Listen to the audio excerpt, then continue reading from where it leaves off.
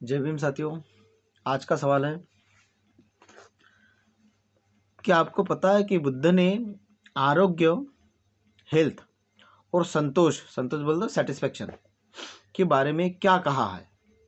इस सवाल का जवाब बाबा साहब ने भगवान बुद्ध और उनके धम्म इस ग्रंथ के तीसरे खंड के तीसरे भाग के चौथे चैप्टर में दिया है। ठीक है, तो सवाल का जवाब सुनिए और पूरा सुनिए स्टार्टिंग से लेके एंडिंग तक, तभी आपको समझ में आएगा इस सवाल का जवाब।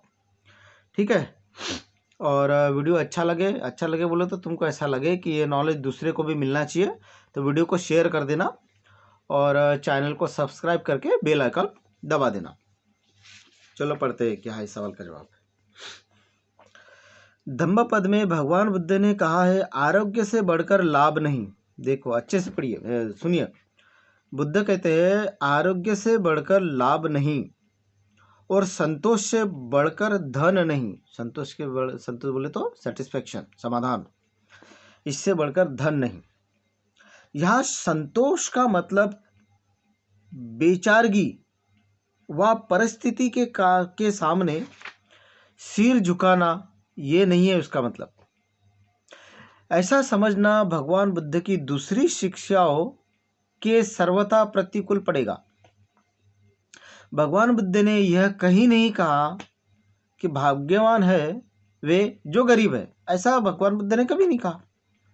भगवान बुद्ध ने यह कहीं नहीं कहा कि जो पीड़ित है उन्हें अपनी परिस्थिति बदलने का प्रयास नहीं करना चाहिए, ऐसा कहीं नहीं कहा। दूसरी ओर उन्होंने ऐश्वर्य का स्वागत किया है। अपनी परिस्थिति की ओर से उपेक्षावान होकर पड़े पड़े कष्ट सहते रहने के उपदेश के स्थान पर उन्होंने वीर्य उत्साहपूर्वक परिस्थिति को बदलने का प्रयास करने का उपदेश दिया है। ध्यान से सुनिए, ठीक है।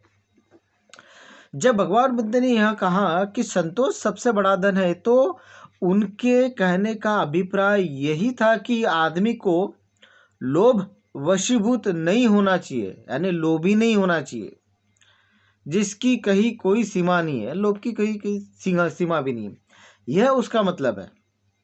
ठीक है, जैसे कि भिक्षु राष्ट्रपाल ने कहा है, मैं धनियों को देखता हूँ जो मूर्खतावश अधिक से अधिक इकट्ठा ही करते चले जाते हैं धन को, उनमें से कभी भी किसी को कुछ नहीं देते।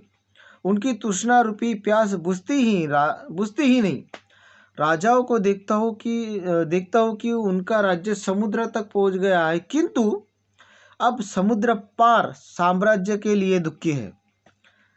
अभी भी तृष्णाएं है। राजा प्रजा सभी संसार से गुजर जाते हैं, उनका अभाव बना ही रहता है। वे शरीर त्याग देते हैं, किंतु इस पृथ्वी पर उनकी काम भोग की इच्छा की कभी तृप्ति ही नहीं होती। महान निदान सूक्त में भगवान बुद्ध ने आनंद को लोभ को अपने वश में रखने के लिए कहा है। देखो, लोभ को अपने वश में रखने के लिए भगवान बुद्ध ने महान निदान सूक्त में कहा है। भगवान तथागत का वचन है, क्या है? इस प्रकार आनंद लाभ की इच्छा से तृष्णा पैदा होती है। लोभ से, लाभ की इच्छा से, एक्चुअली लाभ की इच्छा से तृष्णा पैदा होती है। जब लाभ की इच्छा मिल्कियत की इच्छा से बदल जाती है, यानी जब लाभ की इच्छा मिल्कियत यानी और ज़्यादा की इच्छा से बदल जाती है, जब मिल्कियत की इच्छा अपनी मिल्कियत से पूरी तरह चिपटने रहती है, मुझे और चाहिए, ये चाहिए, वो चाहिए, चिपट जाते हैं, चिपटने की इच्छा बन जाती है, तो यह लोभ कहलाती है। लोभ यह संग्रह करने की असह्यत कामना पर नजर रखने की जरूरत है। इस तृष्णा का लोभ को वश में रखने की क्या जरूरत है? क्योंकि इसी से भगवान बुद्ध ने आनंद से कहा, बहुत सी बुराइयां पैदा होती है, मुक्का मुक्की भी होती है, कलह भी होता है, एक दूसरे से निंदा तथा झूठ बोलना भी पैदा होता है। किसकी वजह से? ये लोभ की वजह से। इसमें कोई संदेह नहीं कि वर्ग संघर्ष भी होता है ये लोभ के वजह से। इसलिए भगवान बुद्ध ने तृष्णा और लोभ को अपने वश में रखने के लिए कहा है। जय भीम।